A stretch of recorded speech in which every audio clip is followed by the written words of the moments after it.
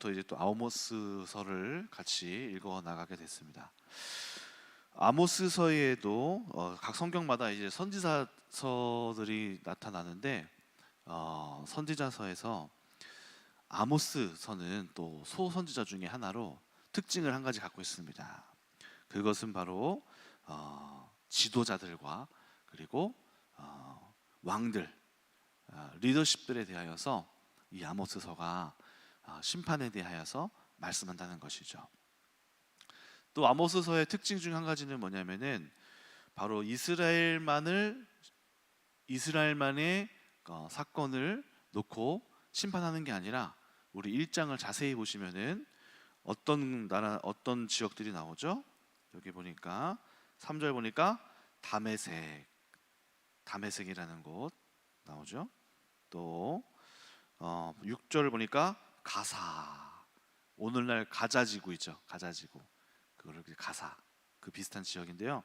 가사라고 아마 표현이 되어 있습니다. 가사. 여기도 이스라엘에서 소속되지 않았었던 때 가사 지역을 말하는 것이고,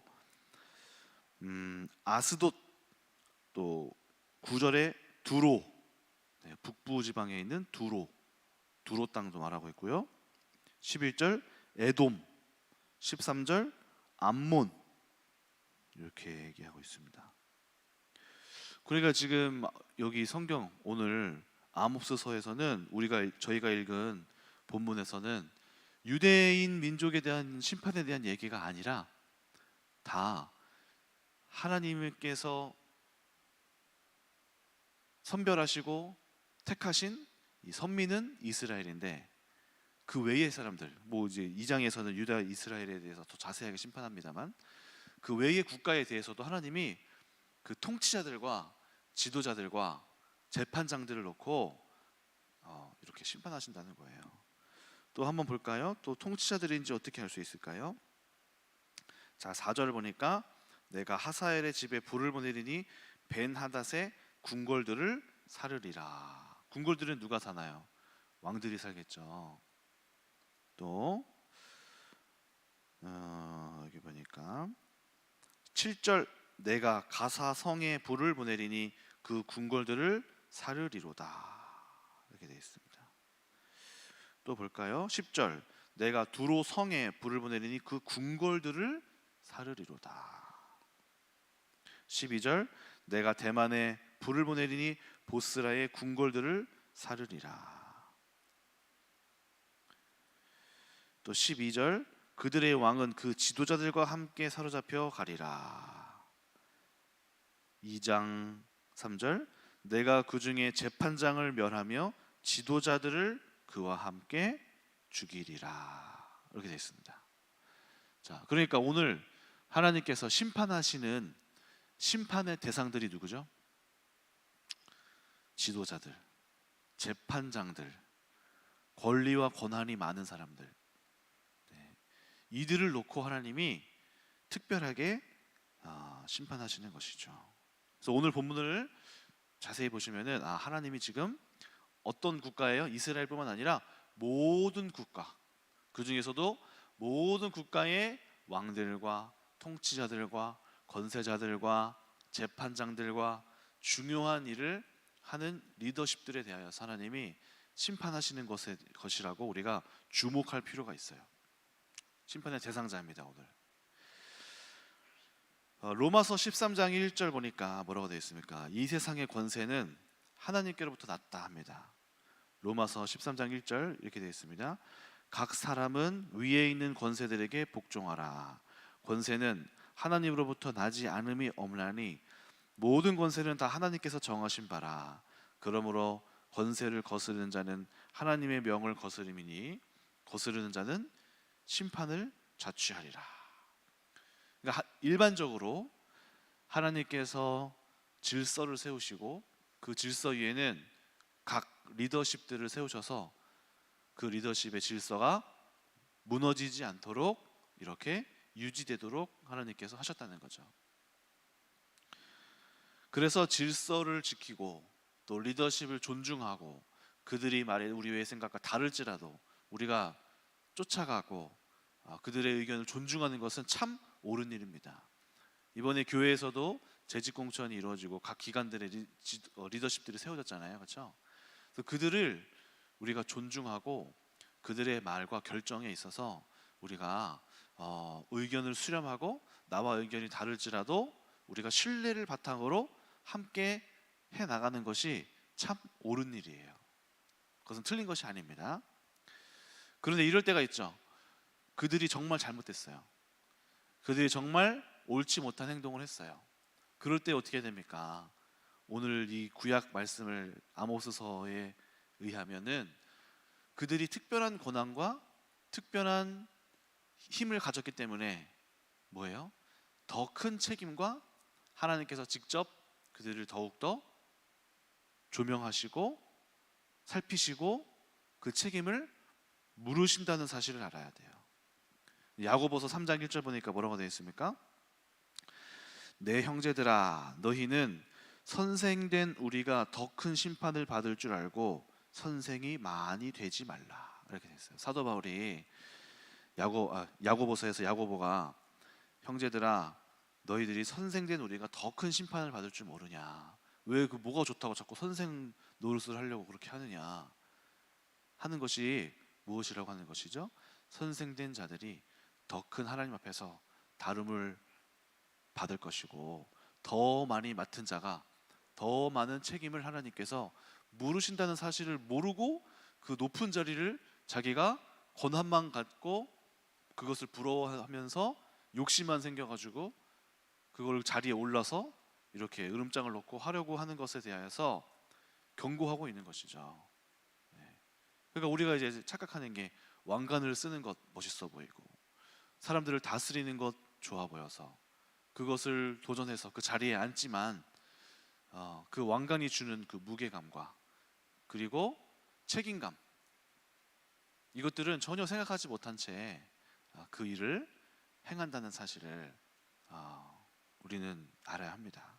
그래서 많은 사람들이 이것을 생각하지 않고 그 자리에 멋진 빛나는 모습만 갖고 그 자리에 앉으려고 한다는 것이죠.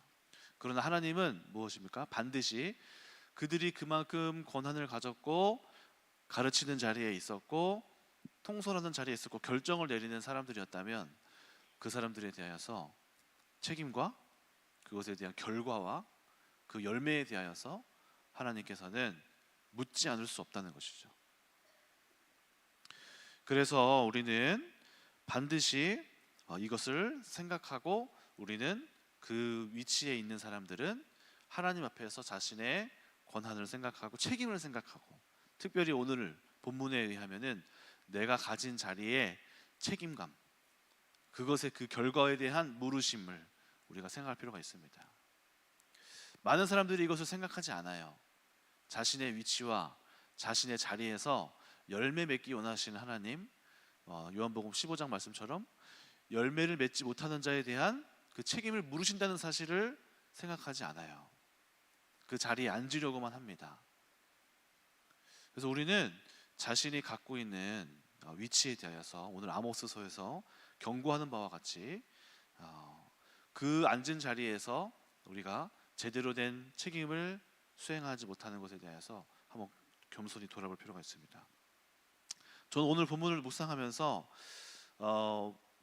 모든 사람이 특히 이제 좀 공감할 만한 좀 영역이 있어야 되잖아요.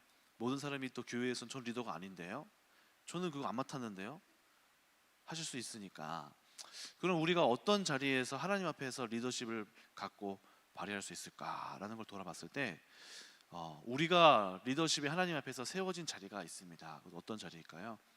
가정의 자리에서 부모님의 위치로서 하나님이 분명하게 우리를 그 가정의 리더자로 세우셨어요. 그래서 자녀들이 어떻습니까? 우리의 통솔 안에서 우리의 말을 부모로서 자녀는 들어야 되고 그들을 100% 저와 여러분들의 결정과 취향과 판단에 따라서 따라올 수밖에 없는 존재가 바로 이 자녀와 부모의 관계잖아요. 그러니까 100% 권한을 준 자리가 바로 부모의 자리가 아닐까 싶습니다. 근데 그렇다면 우리가 생각해 봐야 될 게 뭐냐면 하나님께서 우리에게 부모로서 권한을 주셨단 말이죠. 자녀의 인생을 우리가 이렇게 저렇게 가지 말아라, 이렇게 해라, 또는 이런 것이 옳다, 그르다라고 정할 수 있는 권한을 주셨다면 하나님께서는 그것에 맞는 책임도 물으실 것이라는 것을 우리는 알아야 합니다. 왜 우리가 부모로서의 책임을 생각하지 않을까요? 네, 우리가 책임을 생각해야 돼요. 내가 부모로서 하나님께서 주신 권한을 또 함부로 사용하지 말아야 한다. 여러분들이 갖고 있는 그 성품 그대로 행하는 거, 우리가 갖고 있는 잘못된 것들이라고 생각하지도 않는 거, 이것들에 대해서 하나님은 그것에 대한 책임을 우리가 생각해 봐야 한다는 것이죠. 특히 한 두 가지 정도를 좀 오늘 좀 얘기해 볼까 하는데요. 첫 번째는 율법주의적인 태도가 자녀를 반드시 망친다라는 사실을 알아야 합니다. 율법주의적인 태도는 무엇이죠?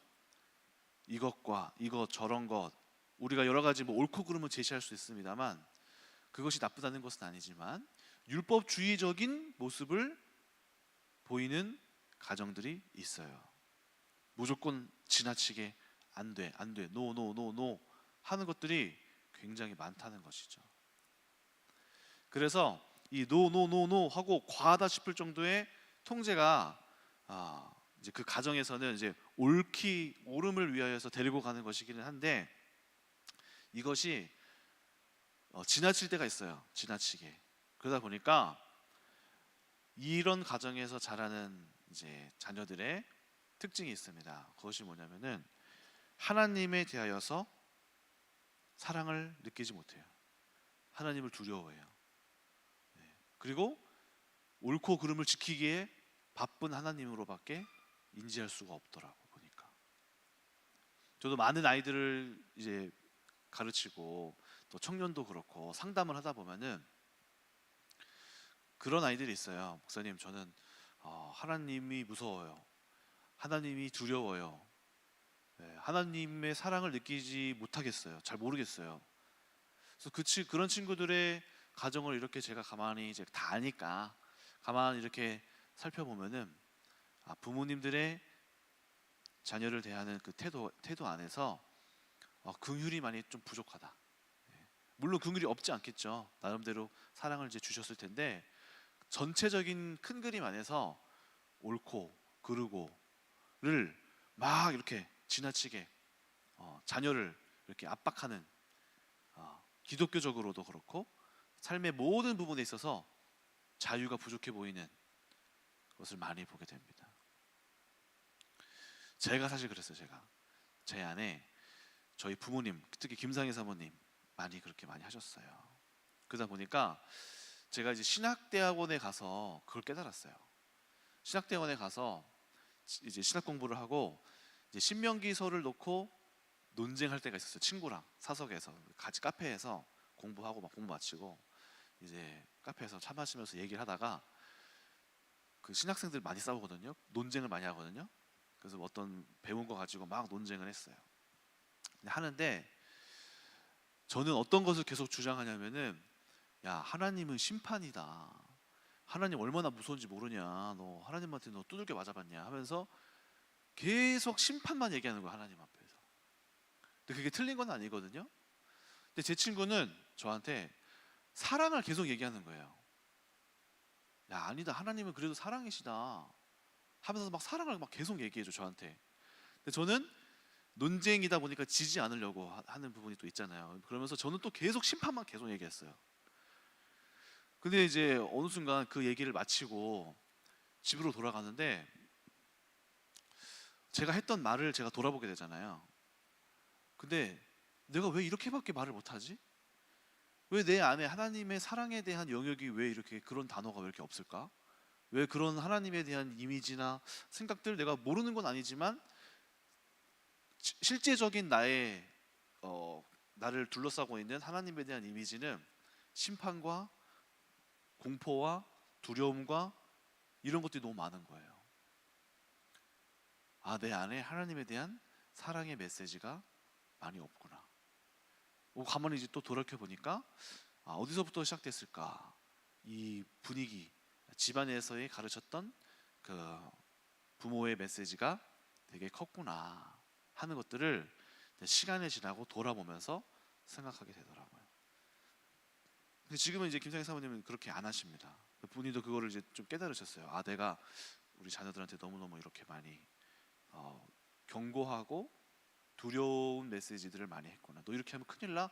물론 좋은 길로 가기 위해 한 거 말씀하신 거였겠죠. 무조건 부모님은 다 좋은 의도예요. 악의는 없습니다. 하지만 그것이 한편에 치우쳤고 또 김상희 사모님의 살아온 그 과정 속에서 많은 아픔을 겪었기 때문에 두려움이 많아졌던 것 같았어요. 근데 그런 것들이 심판하시는 하나님의 이미지를 너무 크게 다가와 버린 거죠, 자녀들에게는. 그래서 그렇구나, 그렇구나. 그래서 저도 몇몇 학생들을 이제 상담하다 보면은 굉장히 경직돼 있어요. 경직돼 있고 하나님에 대하여서 많이 두려워하더라고요. 이거 뭐왜 그래, 얘가 왜 이러나 하고 살펴보면 어김없이 그 가정에 지나치게 삶을 통제하고, 물론 좋은 것을 주기 위한 거죠. 근데 그것이 지금 지혜로워야 돼요. 부모님들은 내가 하는 것이 이렇게 가르치는 것이 이렇게 가는데 얘가 이쪽으로 치우치고 있다면 어떻게 해야 될까요? 반대로 쳐줘야 될 거 아니에요, 그렇죠? 무조건 저는 항상 신앙생활을 하면서 이 중도 가운데를 지키는 것이 참 중요하다고 생각하거든요. 한편으로 치우치면 반드시 거기 안에서 어떤 상황과 치우침이 발생할 수밖에 없어요. 내가 그것을 발견했으면은 내가 지금 나의 교육과 나의 가정에서의 분위기가 한편으로 치우치고 있구나. 그럼 지혜로운 사람은 그것을 반대편으로 옮길 줄 아는 사람들이에요. 고집 부리는 게 아니라. 그래서 이런 지혜가 좀 필요한데, 그럼 자녀의 상태와 또 가정의 모습이 한편으로 치우쳤구나 하면서 내가 좀 많이 풀어줘야 될 때가 왔구나 하고 이게 풀어주는 것. 그럼 거기에서는 또 이제 우리는 애가 방자의 저가 아니라 사랑을 배우는 거거든요. 하나님의 이 긍휼을 배울 수 있는 시간이거든요. 근데 우리는 자꾸 한편에 치우쳐서 얘가 이렇게 되면은 이걸 놓쳐라고 생각하지. 통제가 하고 똑바로 가는 거를 놓칠 거야라고 생각해서 못 가는 거죠, 반대 방향으로. 근데 그렇지 않습니다. 오히려 한편으로 계속해서 썩고 있고 지금 살려달라는 아우성과 외침들이 나오고 있어요. 그런 것들을 우리가 듣고 자녀들의 모습과 분위기를 보면서 이렇게 반대편으로 가야 할 필요가 있죠. 반대편으로 또 어떻습니까? 사랑이 너무 지나친 가정도 있어요. 보면은 이제 얘기를 많이 해요, 선생님들끼리. 목사님, 그러니까 선생님들 중에서는 그 가정을 잘 모르시는 분들이 있으니까 이런 가정이 있어요. 목사님, 이 친구는 사랑을 많이 받나 봐요. 오, 맞아요. 어떻게 하셨어요? 근데 사랑 받는 것처럼 애가 평안한가 뭐가 있어요. 근데 목사님, 이 친구 너무 자유로워요. 통제가 너무 없어요. 얘가 하는 행동과 말에 이런 게 있어요. 그쵸, 저도 그렇게 생각해요. 그럼 어떻게 돼요? 이쪽으로 한편으로 치우쳤으니 이런 친구들은 어떻게 해야 됩니까? 좀 통제가 필요한 거죠. 부모님들도 혁신하고 개혁을 해서 통제하고 룰을 가르치고 규율을 가르치는 쪽으로 반대로 이렇게 쭉 가야 되지 않겠습니까? 그래서 이런 것들을 객관적으로 지금 내가 어디로 가고 있는지를 볼 수 있는 눈이, 어떻게 보면 부모님의 리더십에 대한 책임감이에요. 책임. 하나님이 주시는 책임이 한편으로 치우쳐서 아이가 사랑을 모르는 아이가 됐거나 아니면 질서를 모르는 아이가 되어 있어요. 물론 인간은 한편으로 다 치우쳤기 때문에 저도 한편으로 또 치우친 모습이 나올 수 있겠죠. 그러나 지혜로운 사람들은 반대편으로 내가 지금 치우쳤구나라고 생각하고 반대편으로 갈 수 있는 지혜도 필요한 것입니다. 또 들려오는 이제 한 가지 또 얘기들이 또 있어요. 어떤 얘기들이 있냐면요. 목사님, 우리 부모님들이 교회에서 행동하고 집에서의 행동이 달라요. 그러면은 저희는 이제 할 말이 없어요. 그래. 그러면서 막 집에서의 부모님의 모습에 하는 얘기를 저희한테 막 해요. 그러면 이제 저희는 그런 걸 어떻게 알아요? 모르잖아요. 그러니까 그런 일이 있었니? 하는데 애들이 그 실망감과 그 다음에 자기들이 그것을 보면서 느끼는 뭐랄까요? 뭐 여러 가지 감정들이 느껴져요, 아이들한테서. 그러면은 이제 막 여러 가지 얘기를 해요.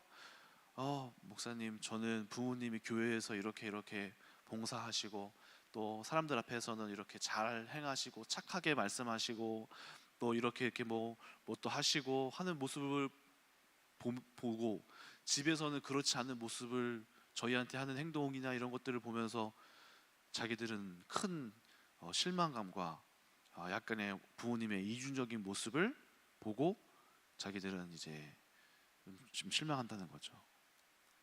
그러냐. 그래서 우리 모습들이 어떤지를 가정의 통치자들은 돌아봐야 돼요. 저희 부모님 김상희 사모님은 안 그랬던 것 같아요. 똑같았어요. 집에서도 화내시고 교회에서도 화내시고 네. 그렇긴 했는데 이제 이중적인 모습을 이제 자녀들이 보게 되면은 어떻게 될까요? 뭐 물론 이것이 성화되어지는 과정이라고 우리가 생각할 수 있습니다. 뭐 처음부터 어떻게 한 번에 우리가 모든 거룩함을 다 이렇게 덧입어서 설 수 있습니까? 네. 교회에서의 모습을 우리가 가져가서 본성으로 가져가는 거죠. 네, 그런데 이런 경우가 또 있는 겁니다. 그런 과정의 경우가 있는가 하면은 이런 경우가 있어요.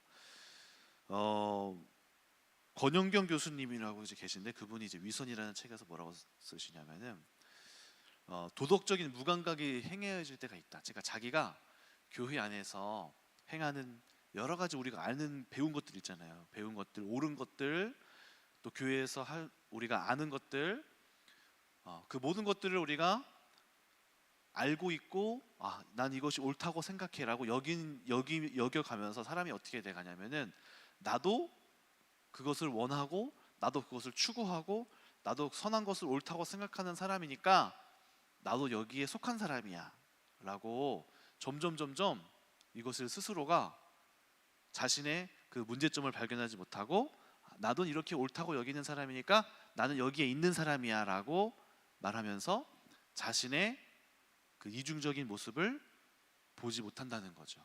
그렇게 되면 문제가 된다는 거죠. 그 자신의 행동이 교회에서의 모습과 가정에서의 모습 속에서 자꾸 달라지는 것이 이제는 무뎌져 가는 거죠. 그러면 문제가 된다는 것이에요.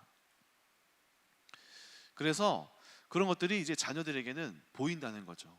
지금 부모님의 모습이 지금 점점 자기가 보기에는 전혀 옳지 못한데 가정에서는 어떻게 이러시고 교회에서는 어떻게 저렇게 하실 수 있을까 하는 모습을 보면서 이제 자녀들이 그런 것들을 보면서 마음 가운데 이 어려움을 겪는 것을 보게 됩니다. 그래서 이 책에서 권영경 교수가 뭐라고 말하냐면은 이런 모습들은 마치 바람 피는 남편이 아내에게 꽃을 사다 주는 것과 같은 행동이다. 이중적인 모습을 우리가 갖고 있다면 그 안에서 오는 혼돈, 이 사람은 도대체 어떤 사람인가? 바람 피는 남편이 가정에서 꽃을 사다 줘요.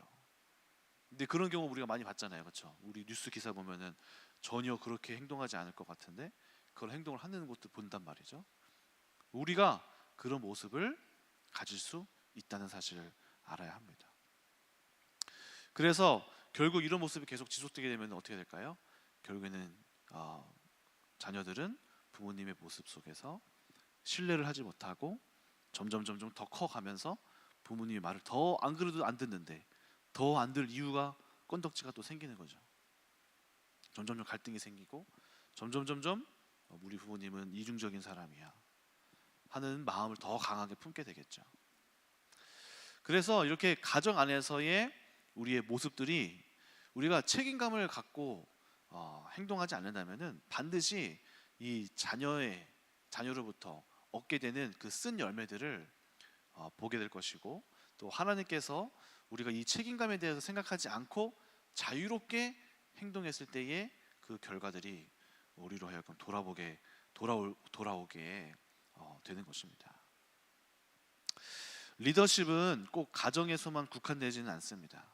그래서 오늘 본문에서도 이스라엘에게만 국한된 게 아니라 이방 모든 국가를 향하여서 하나님이 그들을 살피시고 그들의 리더십에 대하여서 옳지 못한 것에 대하여서 반드시 통제를 하셨습니다.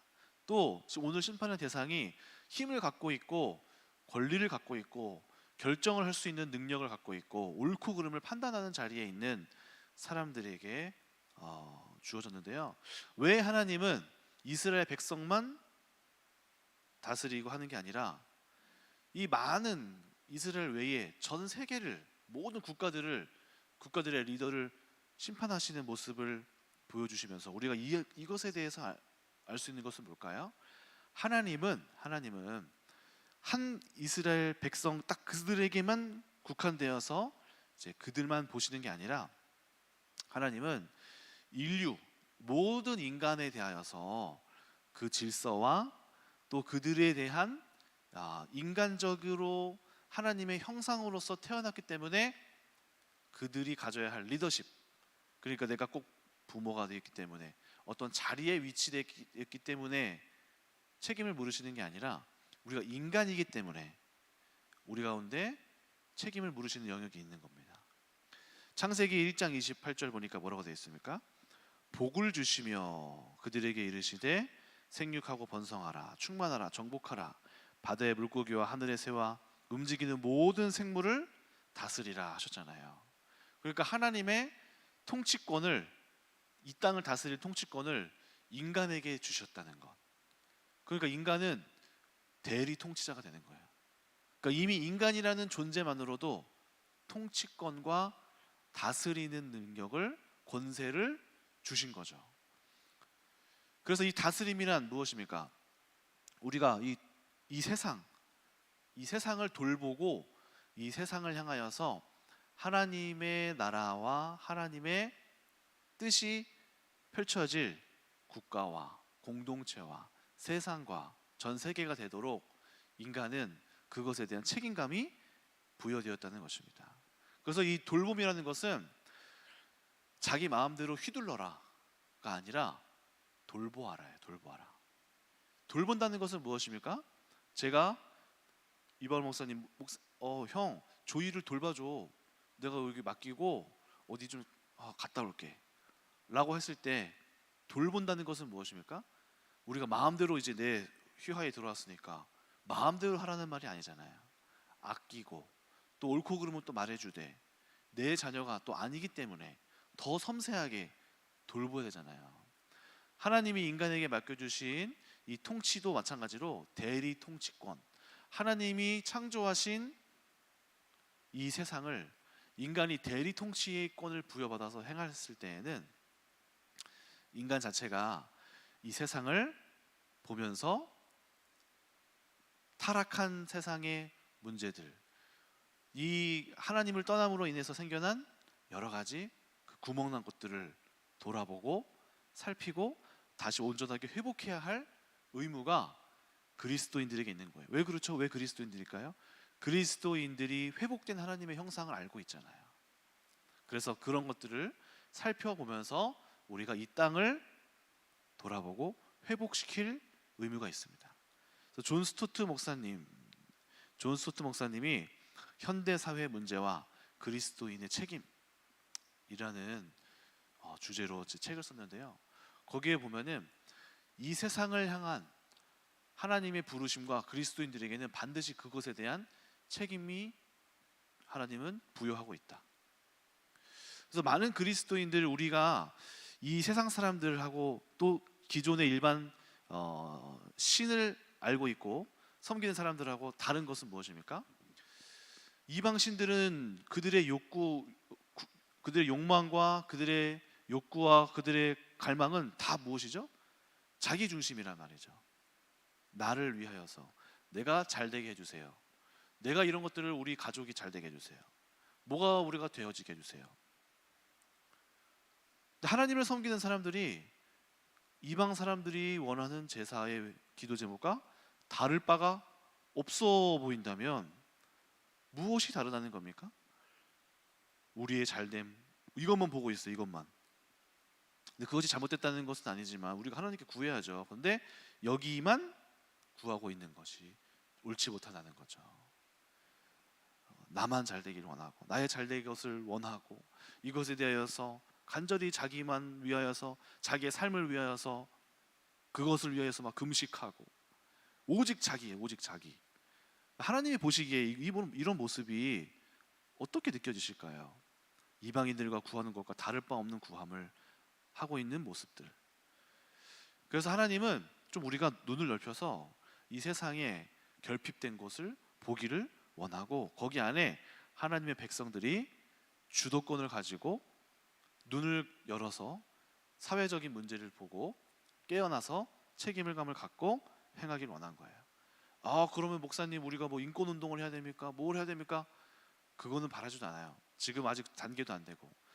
하나님은 각 사람 안에 주신 그 삶의 자리에서 상황과 여건이 되는 대로 그 안에서 주어진 바 안에서 자기 중심적 사고를 벗어나기 시작하기만 해도 하나님은 그 일들을 행하실 수 있습니다.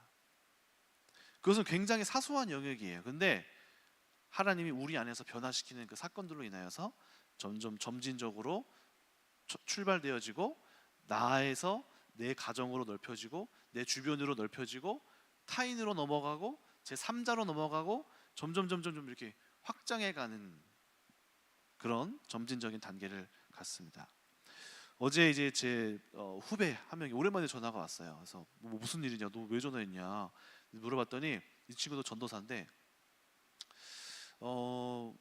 제 친구 그 친구가 이제 얘기하기를 자기가 교회에서 한 부모한테 전화를 받았다.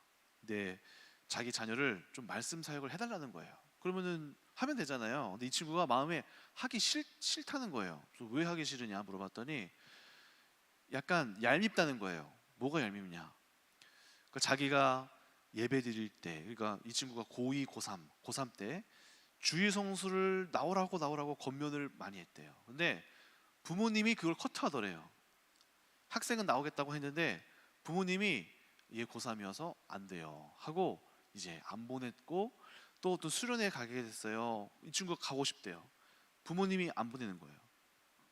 그래서 자기가 그때 참 그 갈등을 많이 하면서까지 권면했는데도 안 해서 마음이 상했다는 거죠. 근데 이제 대학교 가려고 가니까 부모님이 마음에 약간 발등에 불이 떨어진 거야. 얘 말씀 이제 와서 돌이켜 보니까 신앙적으로 얘가 없는 거예요. 그러니까 좀 한 명 좀 이렇게 말씀 사역을 좀 해주세요 이렇게 하는 거예요. 그러니까 이 친구가 마음속에서 어떤 마음이 들었을까요? 얄미운 거예요. 해주기가 싫은 거예요. 그래서 이제 저한테 전화를 한 거예요. 형 어떻게 해야 돼? 저도 지금 진짜 해주기 싫다고. 그래서 이제 얘기를 이제 해줬죠. 너 부모님을 보지 말고 애를 생각해서라도 하는 게 좋을 것 같다. 그리고 우리가 이제 그리고 단시간에 어차피 해봤자 안 될 텐데 왜 얼마나 한다고 이게 바뀌겠냐 이거죠. 그 친구 말은 뭐 그럴 수 있다. 근데 우리가 뿌리는 사역 아니냐, 뿌리는 사역. 그리고 네가 그 부모에 대해서 얄미운 마음이 있고 하는 그 마음이 있지 않느냐. 그거를 우리가 십자가에서 우리가 죽어야 한다. 그랬더니 자기도 그 마음 사실 자기도 알고는 있었대. 근데 형이 얘기해 주니까 마음이 수용이 된다. 그러면서 이제 자기가 품겠다 가는 거죠. 근데 제가 이 얘기를 왜 하냐면은 우리가 이 세상을 향하여서 뭐 어떤 운동을 하느냐 그게 아니라 출발점은 바로 우리 마음의 영역이 넓어지기 시작하는 거기부터 시작한다는 것이죠. 이번에 한 군대에서 이제 우리 예찬이가 부사관 수료를 받고 왔는데 목사님 저 지난번에 문자가 이제 왔었어요. 저를 위해 기도해 주세요. 제가 동료들 때문에 화가 나서 미치겠다는 거예요. 정말 싸우고 싶다는 거예요. 너 왜 그러냐. 그래서 이번에 수료를 하고 임관을 하고 와서 얘기를 해봤더니 거기 부대가 이제 1, 2, 3, 4, 5, 6, 7, 8, 9 이렇게 대대가 있나 봐요. 이렇게. 근데 맞은편에 있는 부대, 위층에 있는 부대랑 그룹이 형성이 됐는데 이 사람들이 자기들을 향해서 이제 공격을 하고 같이 막 이렇게 뭐 작업을 하러 가면은 뭐 뒤에서 막 눈을 던지고 막 돌을 던지고 막 이런데요. 그리고 뭐라더라? 어떤 이제 모임을 이렇게 해서 몇 시까지 어디까지 모여라 그러면은 늦는 거예요. 이 사람들이. 그리고 일부러 조용히 해야 되는 순간에도 일부러 떠들어서 혼난다는 거죠. 근데 군대는 뭐가 있냐면은 연대 책임이라는 게 있거든요. 얘네들이 떠들면 우리까지 같이 혼나요. 그러니까 자기가 그것 때문에 막 분노를 참을 수가 없다는 거예요. 그래서 정말 싸울 뻔했다는 거예요. 근데 제가 군대를 생각해 보니까 맞아 그랬었지 이런 문화가 있어요. 후임이 못하면 맞선임이 혼나요. 저도 그런 경험했거든요. 제 후임이 못했는데 저를 혼내요. 대놓고 이렇게 다, 야 너네 둘이 일로 나와 해가지고 불러놓고 후임은 안 혼내요. 이 사람을 누가 가르쳤어? 제가 가르쳤습니다. 너 이동주 나와 하면서 저를 혼내는 거예요. 얘가 그걸 보고 있어. 어쩔 줄 몰라 해요. 그러면 이제 제가 처음에는 괜찮아 해주죠. 잘할 수 있지. 너 네가 못하면 내가 이렇게 혼난다. 너 잘해야 된다. 알겠습니다. 그 다음에 또 이렇게 혼나요. 그럼 어떻게 될까요? 제가 처음에는 잘해주다가 얘를 이제 막 이렇게 막 너 똑바로 하라고 했지 하면서 소위 내리갈굼이라는 게 시작되는 거죠. 내리갈굼. 근데 제 선임이 있는데 제 선임이 그거를 엄청나게 당한 사람이에요. 근데 이 사람이 그 동기들 중에서도 이제 하나님을 믿는 사람이었는데 이 선임이 저랑 이제 얘기하면서 저한테 얘기해 준 게 있어요. 동주야, 군대에는 내리갈굼이라는 게 있고 연대 책임이라는 게 있다. 네가 못하면, 그 사람이 사수였어요. 연세대 나온 사수였는데 네가 못하면 내가 혼난다. 근데 나는 이걸 끊을 거다. 네가 못해도 내가 다 혼나지만 다 받을 거다 하면서 저의 실수를 이 사람이 다 받아주고 끊었어요. 이 사람이 그 안에 분위기를 바꾸더라고요. 오, 이 사람 봐라. 그러니까 이 부대 안에 전체적인 분위기가 막 바뀌어 나가기 시작하는 거예요.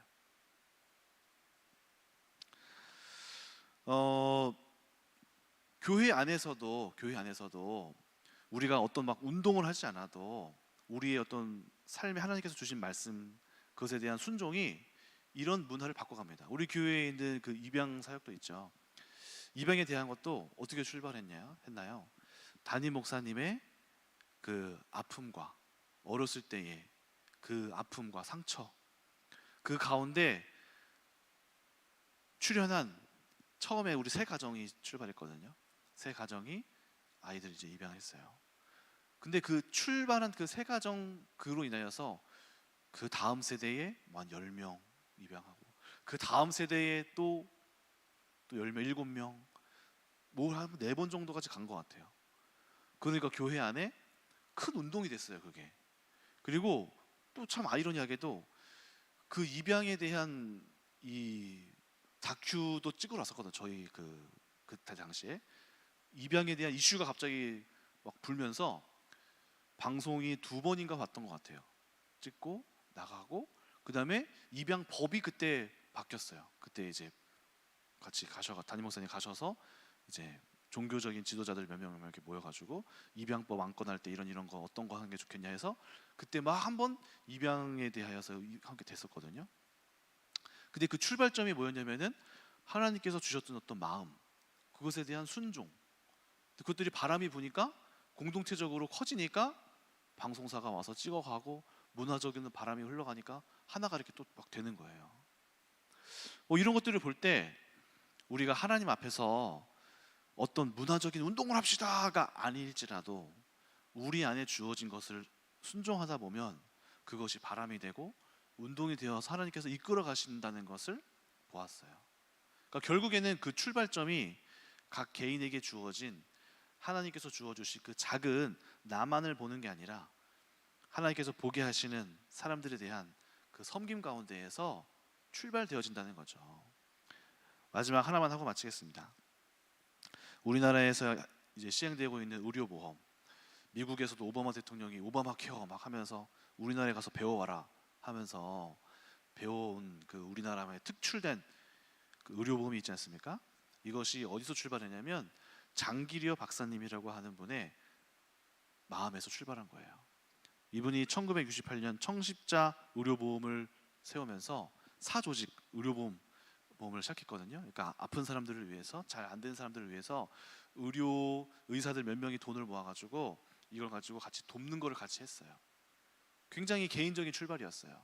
근데 전 재산을 다 털어가지고 이 사람이 했고 돌아가실 때 방 한 칸 남았거든요. 근데 이것이 출발이 돼서 우리나라 국가적인 의료보험 모델이 돼서 우리가 혜택을 받고 있어요. 그러니까 이런 것들을 볼 때 이 사람이 이제 기독교인이거든요. 하나님 앞에서 주어준 그 환자들을 돌보고 싶은 그 마음에서 출발한 것이 이 결국에는 국가적인 체계가 돼서 너무너무 중요한 것이 된다는 것이죠. 자, 하나님께서 우리를 그리스도인들에게 주시는 마음과 의무와 또 사회적으로 돌아보게 하시는 그 책임은 이렇게 우리의 삶의 행동의 영역 속에서 열매 맺을 겁니다. 저는 우리 학교도 마찬가지예요. 우리 학교회 안에서 출발되어지지만 많은 분들이 수고하고 있고 헌신하고 있는데 이것이 이 지금 많은 세대들이 이제 지금 이슈가 되는 게 이제 동덕여대 사건도 있잖아요. 사람들이 하는 얘기가 뭐냐면은 이들의 과거는 어떤 사람들일까? 교권이 무너진 시대에부터 출발된 그 세대가 이렇게 오늘날 이런 결과를 맺었다라는 거죠. 그러니까 이 교육 현실에 지금 열매가 나오고 있잖아요. 그럼 앞으로는 어떻게 될 것인가? 앞으로 무엇을 우리가 준비해야 될 것인가? 저는 우리 학교 이 큰나무 교회에서 시작하는 이 기독교 운동들, 이런 많은 교회 운동들이 이제 앞으로 많은 사회적인 변화와 또 하나님께서 원하시는 이 치료제 역할을 하지 않을까, 그런 기대를 합니다. 기도하고 마치겠습니다. 하나님 감사합니다. 오늘 아모스서에서 지도자들의 문제를 지적하시고 또 많은 심판을 하셨는데 그들에게는 권한이 있을 뿐만 아니라 책임도 있음을 알아야 합니다. 오늘 우리가 처한 각 가정과 삶의 자리에서 우리를 돌아보기를 원하고 각자 세워주신 그 리더십의 자리에서 그 책임감을 생각하면서 돌아올 것을 생각하면서 우리가 주의하고 경계하며 하나님 앞에서 겸손한 마음으로 이 일들을 할 수 있도록 은혜를 내려 주시옵소서. 감사드리며 예수님의 이름으로 기도드립니다. 아멘.